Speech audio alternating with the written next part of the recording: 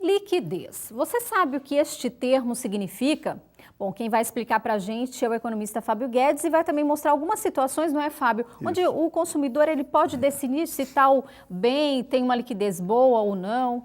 Na verdade, Maria, esse termo liquidez, ele vem de uma área da ciência chamada química, né? Isso tem a ver com líquido. O que é líquido? O líquido é algo que é, digamos assim, muito maleável, né? Muito flexível, algo que se dilui muito facilmente. Então, geralmente, em economia, né, a gente atribui a palavra liquidez a algo que seja muito rapidamente diluído. Então, no sistema econômico, no mercado, digamos assim, um indicativo de que algo é muito líquido é quando você, por exemplo, compra algo e esse algo você pode se desfazer muito rapidamente.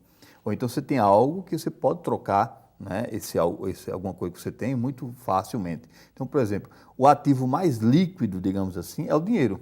O dinheiro ele se dilui muito rapidamente, todo mundo aceita dinheiro. Não é? Então, por exemplo, quando a pessoa está muito líquida é porque ela tem, digamos assim, dinheiro suficiente em caixa, né?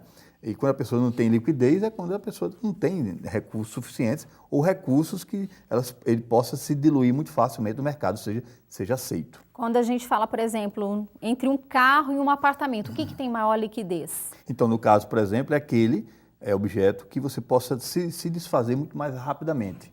Então, por exemplo, um carro ele tem muito mais liquidez do que um apartamento, porque você pode vender muito mais rapidamente.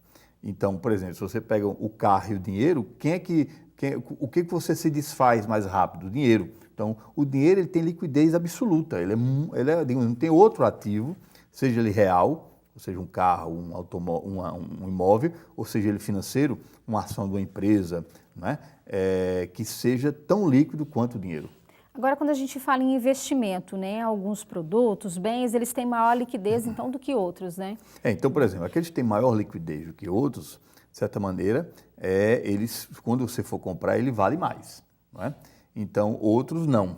Então, aqueles aplicadores mais conservadores, eles aplicam seu dinheiro, digamos assim, em ações com menos liquidez. E aqueles que são mais, digamos assim, correm mais riscos, ele aplica esse seu dinheiro, né, em ativos com maior grau de liquidez.